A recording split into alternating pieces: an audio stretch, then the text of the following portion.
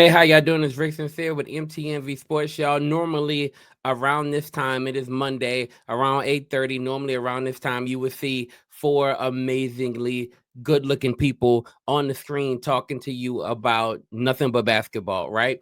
I am not them. I am a football guy. I'm only here so I don't get fined. I brought up I basically said that we would be covering some games, right? We'll do something on site today. It's Memorial Day. So, for all those who are celebrating, Memorial Day, I hope you're having an amazing time with your family. But I'm just here so I can talk to you about the four games that we covered this week. And I'm going to get straight into it. If you're watching, you want to leave a comment, I'll respond to what I can respond to. But the basketball experts are not here, right? I'm here and I'm just going to tell you on what I got a chance to see this week. It was an amazing week of WNBA basketball, and we were blessed to cover 3 games on site, but 4 games in total. And that's just counting me, right? C is a big part of our team. C is over covering the Connecticut Sun. They actually came to Atlanta this week, so I'll talk about that as well. But it was a great week of coverage. So let's hop straight into it.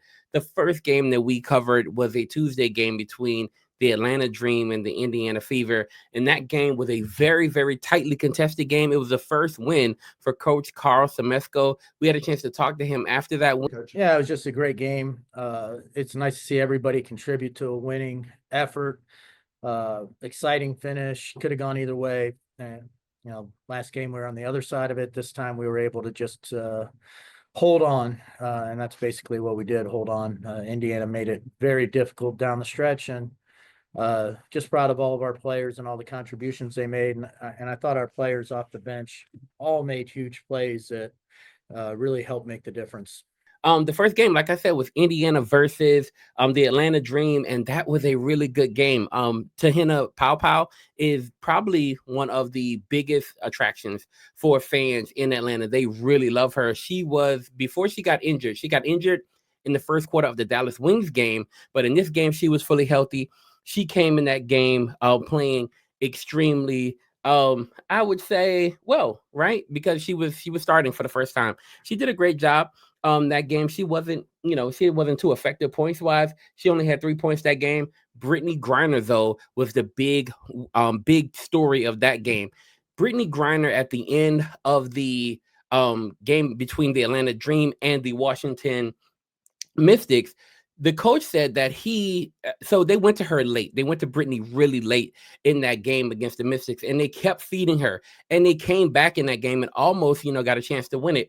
Well, coach said at the end in the post-game press conference that he wished he would have went to Brittany a lot sooner. He wished he implemented something. He didn't really put it in until late, but he put it in and he started to go to Brittany in that game. He wished he would have did that a lot earlier. And so in this game against the Fever, they went to Brittany early. They went to Brittany early and often. Brittany ended off that game with 21 points. Ron Howard came through, and she did a great job too. 20 points for her.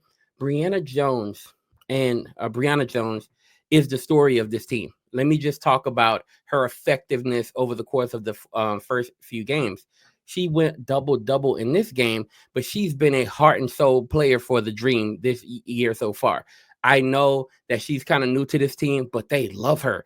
They're embracing her, and the city of Atlanta is embracing her as well. She's had a double-double at least 3 games in a row before this last game against the Connecticut Sun. So Brianna Jones was a big key to that first game against the first game against the Indiana Fever, and they won it. I mean, hey, I didn't know that this would be the game that they would win the first win of the season, but I mean, it was, and I thought it was a great, great game for them. I saw them in the preseason against the Indiana Fever, and I thought during the preseason game they match up well against this squad.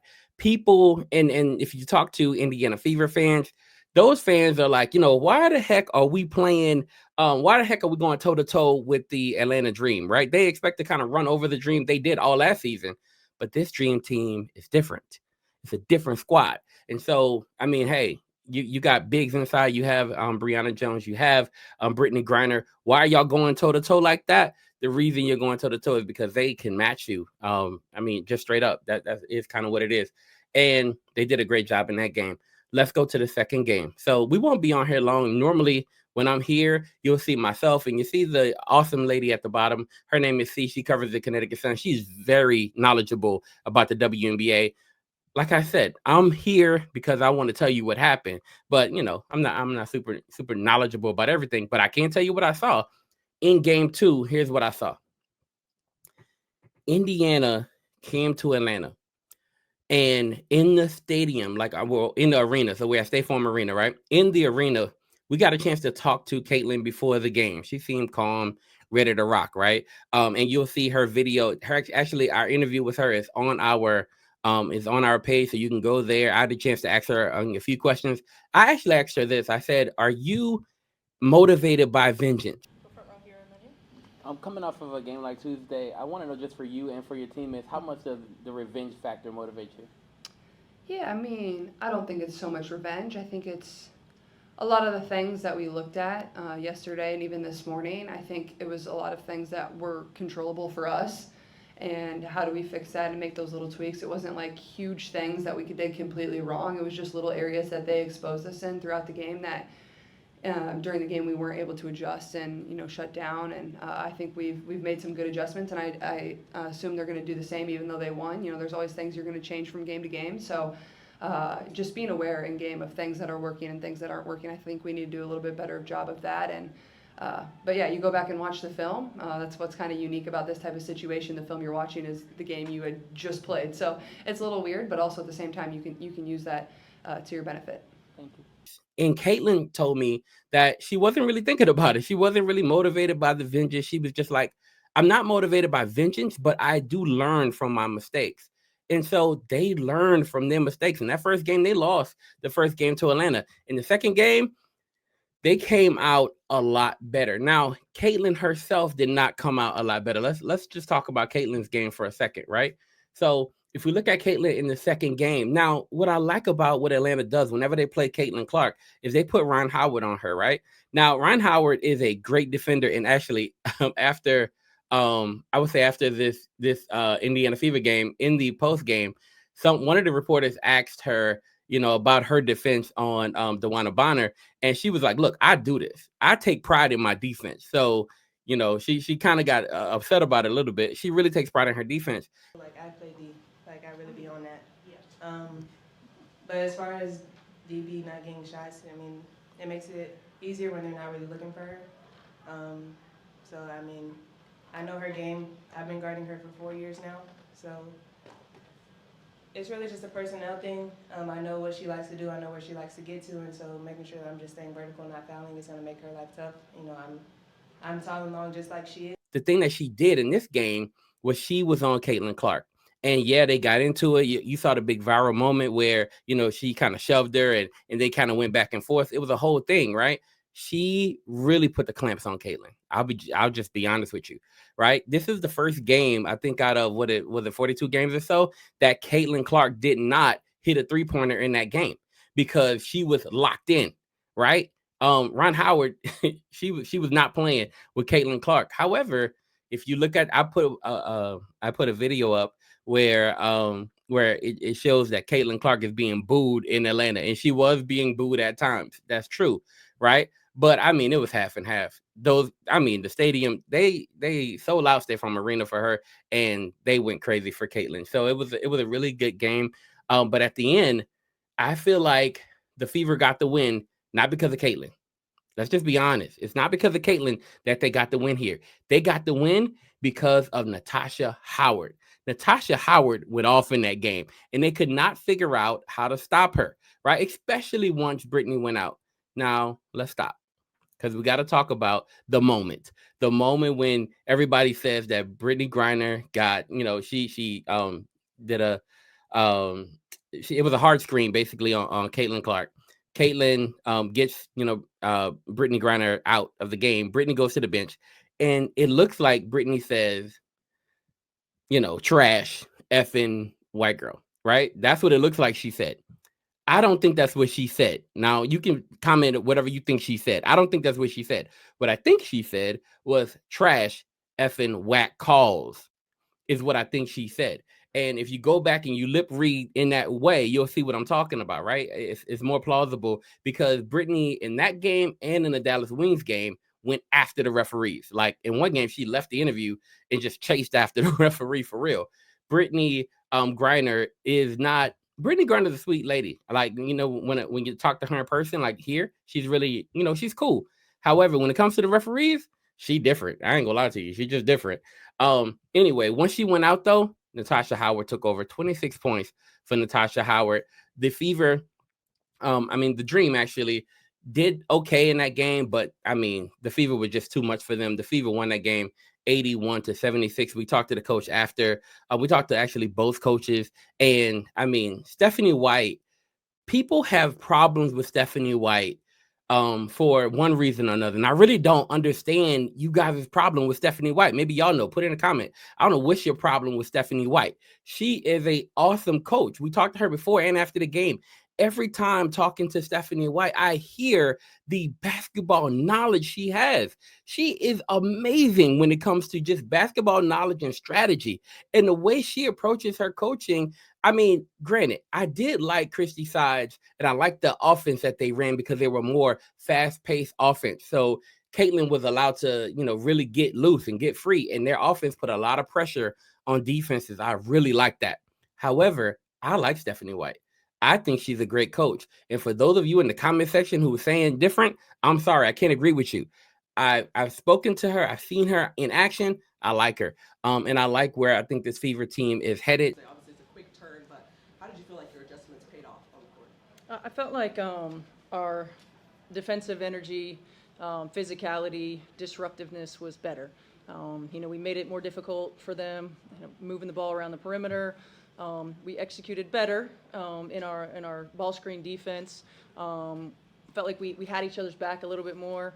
And we played through breakdowns, and that's what it's going to take. It wasn't perfect, but we stayed together and we grew. So, and 2 games against the Fever. Atlanta, split the series 1-1. Great job for Atlanta. Who were the stars in this? The stars, Brianna Jones, consistently double-double in both of those games for Bree Jones. So if you're looking at how BG and Brianna are going to hang out or do well in this Atlanta offense, they're doing well. Very well together, and I'm loving what I'm seeing from them. Now, after these 2 games, there was a lot of moments in that game, right? There was and I dropped this video too, the flop moment. Caitlin has been flopping. Can we be honest about that?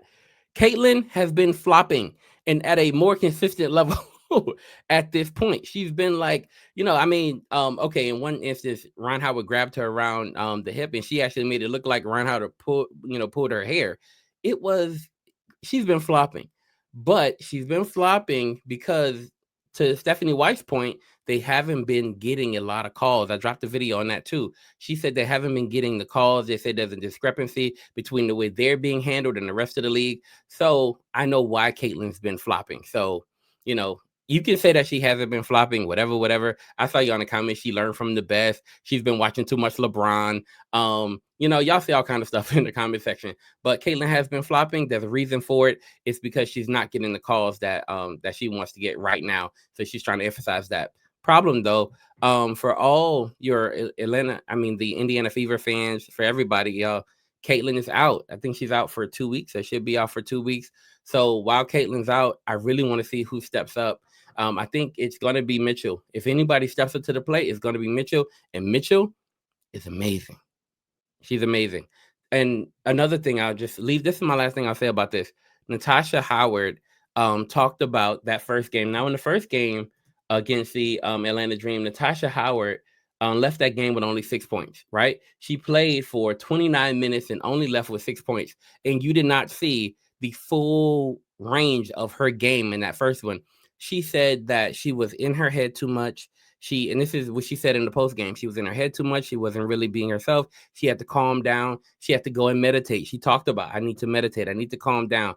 In that second game against the Dream, hey, whatever the meditation, whatever that's doing for you, ma'am, do your thing.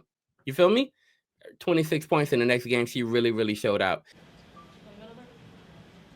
Tasha, it looked like you had a concerted effort to put the game out there and show a few people what was about. What was different for you tonight than earlier this week? Getting out my own head. That's the thing. I was in my own way.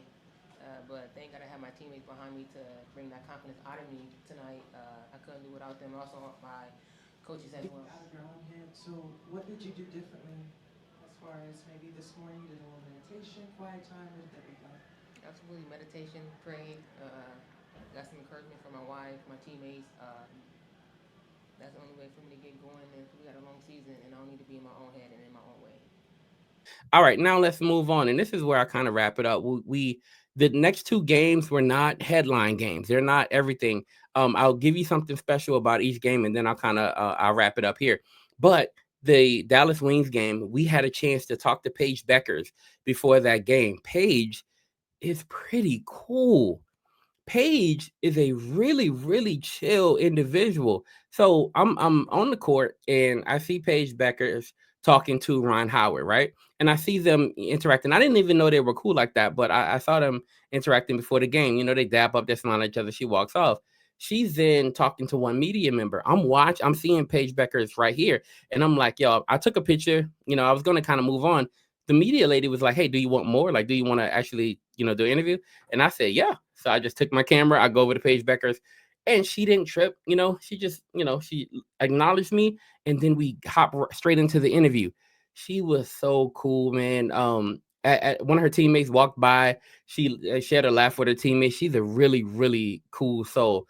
One thing I am loving about her, though, and she mentioned this in her interview, is that one, she's learning from the veterans. And I posted this video too, and people were kind of upset. They call it clickbait or whatever, right? I said there's one major difference between Paige Bueckers and Caitlin Clark. There is one major difference. And one of the differences is midway through last season, a reporter asked Caitlin Clark straight up, what are the veterans sharing with you? What have you learned from the veterans? And Caitlin Clark said, they don't really talk to me, or they're not really talking to me. At that point, Cameron Brink had already talked about how much she was learning from the veterans. Angel Reese had already talked about how much she was learning from the veterans, but Caitlin Clark herself wasn't getting much of that, welcome or that reception, right? Well, the best advice that Bet has given you in game this season? Nobody gives me advice in game. I wish.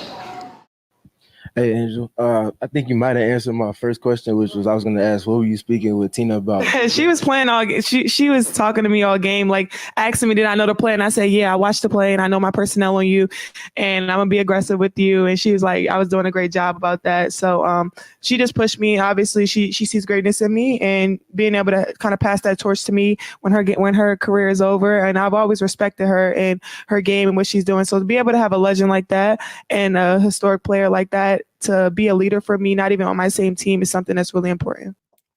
Paige is different in that way. The reception for Paige has been amazing. They're loving Paige. They're embracing her and they're sharing a lot of insight and knowledge with Paige Bueckers. And so because of that, that's a major difference between Paige Bueckers and Caitlin. I thought you get a chance to talk to Ron Howard a little bit ago. What are you learning not only from her, but from other veterans in the league? Me and Ryan, we played together through USA Basketball, so we're pretty close. That's my dog, but just the competitive nature that they all carry and how much she competes and wants to win. And for her, it's like watching her shiftiness and ability to get to the three-point line and create her own shots. So just learning and watching from that, I learned a lot from everybody. Y'all found this to be for real? He's so for real. Like her teammate. I'm professional. Talk to me about what are you learning from the veterans on your team? I'm pretty sure you may have asked this question already, but I apologize.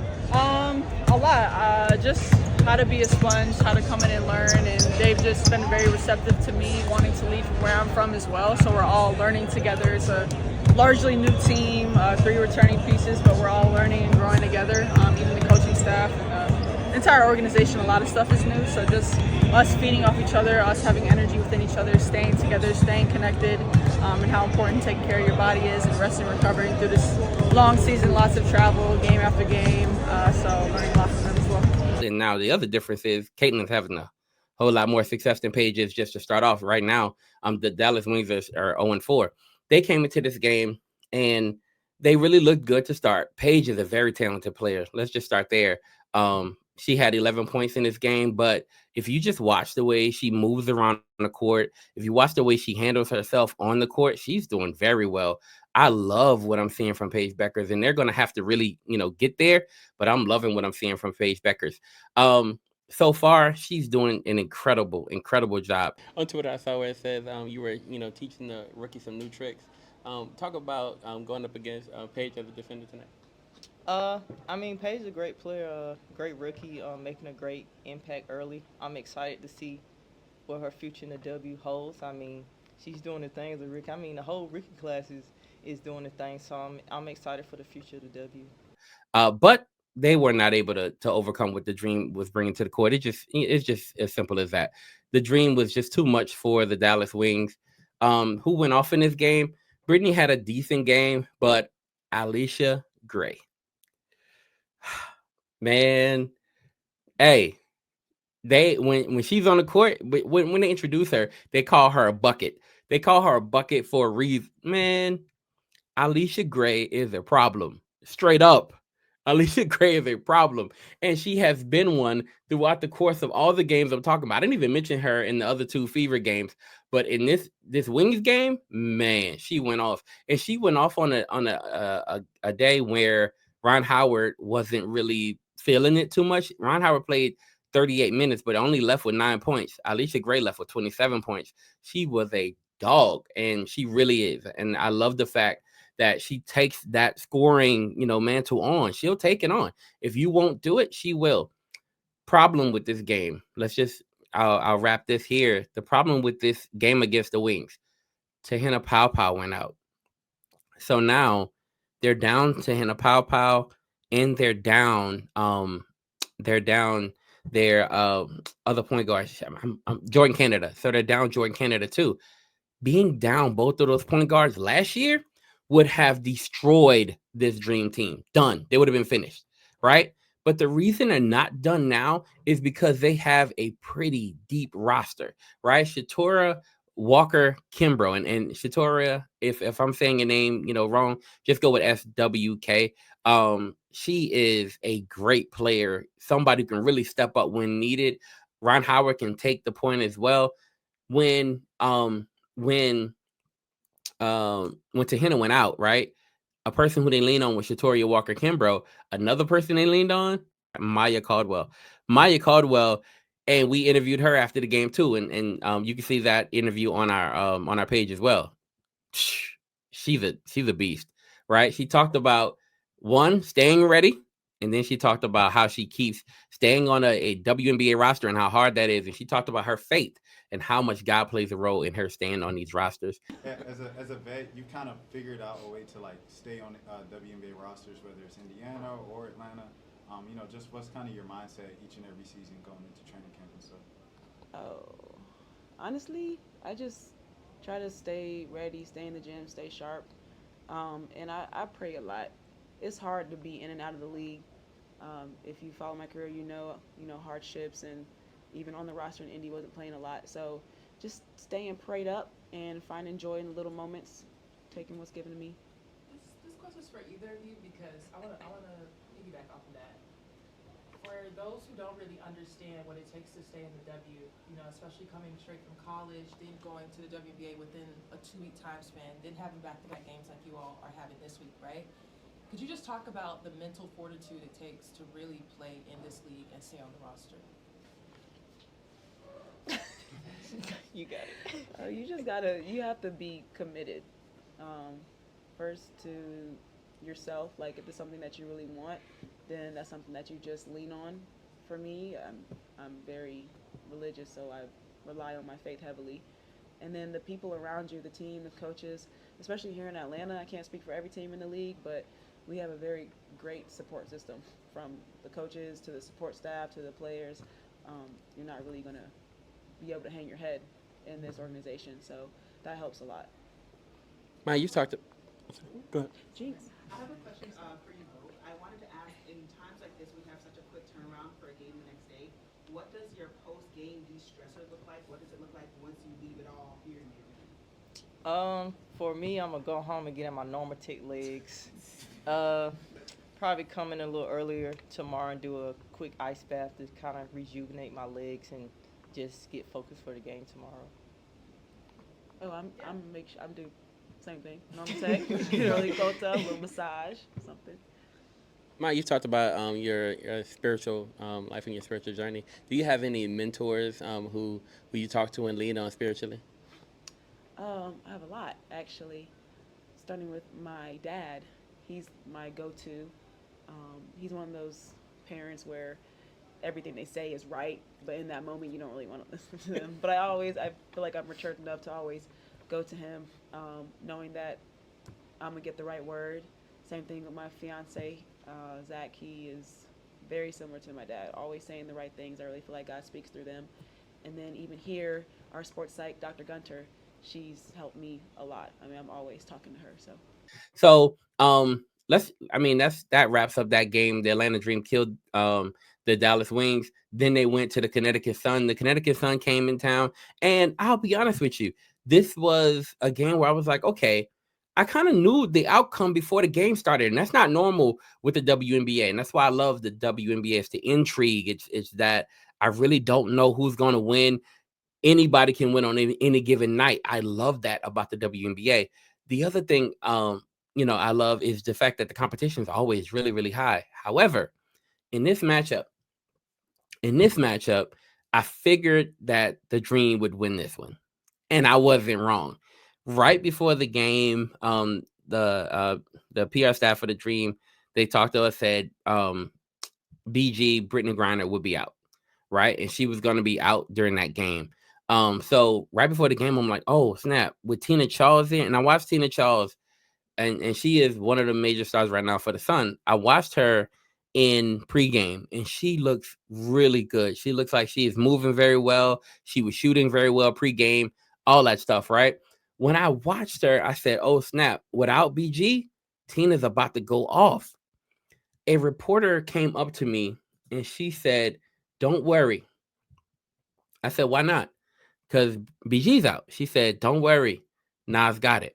I said, what you mean? Nas Hillman plays for the Atlanta Dream. She has been one of the major leaders for that squad. And they said, Nas got it. She's going to handle business against Tina. I said, can she handle Tina? She said, yeah, don't worry about it. Guess what? There was nothing to worry about. Nas Hillman went off during that game. Nas went off during that game. And Nia Coffey. Nia Coffey's been a dog too lately. And look, I don't know how everybody feels about this Atlanta Dream team. I think they can go all the way. I'll be honest with you. Nia Coffey went off during this game. She played for 26 minutes. She actually went out in the first quarter too, right? She went out in the first quarter. And listen, if y'all watching, y'all got a question about any of these games I'm talking about, drop a comment. I'll answer the question. But Nia Coffey went out in the first quarter. She looked like she was going through the same thing I saw Tahina Pow go through. Pow in the first game, in the game against the Wings, in the first quarter, Paige Bueckers hits her in the eye. It looks like she hit her in the eye because after Paige Bueckers grabs her thumb, right? She grabs her thumb, Tahina grabs her eye. She goes to the bench first, and then she goes out. In this particular instance, when Nia gets hit, she gets hit, grabs her eye too, and they take her straight to the back. So initially, I thought she's done. She's out, right? She won't be playing anymore. However, she wasn't even close to done. She came back the next quarter and she went off. She had a double-double in that game against the Sun, 18 points, 11 rebounds. Maya Caldwell went off again. Maya's a beast. So if you don't know about Maya Caldwell, I mean, just watch any Dream game. She got picked up last season when they needed some help. She's a beast. So Maya Caldwell, 12 points there. Nia Coffey, like I said, she went off. Alicia Gregg again, 18.7 rebounds. Man, and after this game, we had a chance to talk to the coach. And actually, we talked before and after. Before the game, we asked him, how far along is this Dream team in your full vision of the team? And he said they're not like even there yet. They're not even halfway there yet to what he believes this team could be. Coach Carl Semesco has a vision for what this team will look like at the end of the day, and they're not there yet. They're not even close, and they're already up. They're 3-2 right now. They're playing very well, and they're showing me something they didn't show me last year, What is that? Well, they're showing me that, hey, we have we have depth. So last year when Jordan Canada goes out, they're done. Period. Last year, your center goes out, they're done. Period. Not this year. This year, BG doesn't play, no problem. 79-55, they wrap up the Connecticut Sun. Right now, what I like about the Sun, I'll be honest with you. Right after the game, we're headed out. Marina, I want to say Marina. If I'm saying that wrong, y'all let me know. Marbury, we're headed out, and you know everybody's like dapping up. She's talking, and she's cool on the court. She ain't cool. She wasn't cool in this game. Her and Maya Caldwell kept getting into it. There was always these little, these back and forth with them. She wasn't cool on the court, but after the game, super cool. She had a great game, and she's a bucket too. I mean, she had a double in this game, 12 and 10. That team, this Connecticut Sun team, they're in a rebuilding phase, and it might take some time before they get to where they're trying to go. I'm just being honest with you. All right, y'all. So those are the 4 games we covered this week. We covered the first game with the Indiana Fever and the Atlanta Dream. Both of those games this week we covered. The Dallas Wings game and the Connecticut Sun game. It was an amazing week of WNBA basketball. I loved it. And I'm sorry, y'all. I don't know how I feel about this, but I'll be honest with you. I don't know how I feel saying this because it feels like betrayal to me. Something about what I'm about to say feels weird, but it's true.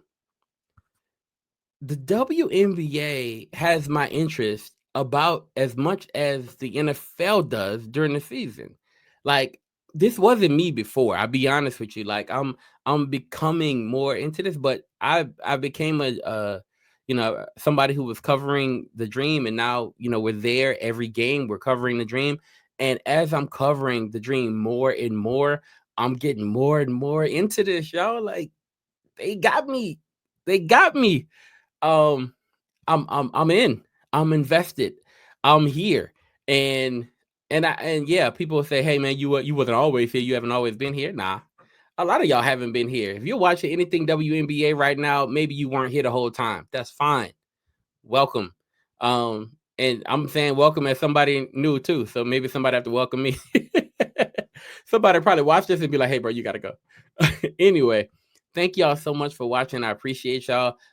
Please do me a favor. If you're watching this long, I appreciate it. Go ahead and hit subscribe. Like I said, I'm just here right now to fill in. The 4 best people I know who knows the in and outs of the WNBA and the NBA, who are watching every single game. They're normally here, right here where I'm sitting right now, right? And they have a ton of personality, a ton of back and forth. They're amazing. But I'm here right now. So because I'm here, I'm filling in. And what I'm saying is I'm into this now, and I'm really into the WNBA. A lot happened with the NBA. I can't tell you nothing about it. I was covering the WNBA this week. So that's it for me. Y'all, before we leave, I do want to say something, that this show is sponsored by our amazing sponsor, Ozell Brand. Ozell Brand has been there for us for a while. I'm going to play you that commercial right before we head out. It's not just about the love of the game. It's about dedication and commitment through the process and the patience to endure. There's joy in reaching your goals and peace in knowing you've done all you're supposed to do. Ozell Brand. It's not just a brand, it's a lifestyle. Shout out to Ozell Brand. Thank you so much. Hi, Will Dress, it's Asia. And I only bring up the Asia because the last time I got a chance, so the Dream will be playing the Los Angeles Sparks. The last time I got a chance to see Kelsey Plum, who is now with the Sparks, was when she was playing with Asia. It is going to be a great week this week as well. I don't get a chance to be in on site again for a little while. June 10th is the next time that the Atlanta Dream will be playing. But see, our WNBA correspondent, C. Monroe, she will be covering the Connecticut Sun. So next week, when the awesome people are here, right, you'll get a chance to see do her on site and talk to you about what she feels that is happening in the WNBA. God bless y'all. Thank y'all so much for watching. Y'all have a phenomenal day. Hey guys, it's your girl C, and you just watched the show on MTMV Sports Network. And if you like what you see and you want more exciting content, please like, share, and subscribe to the channel.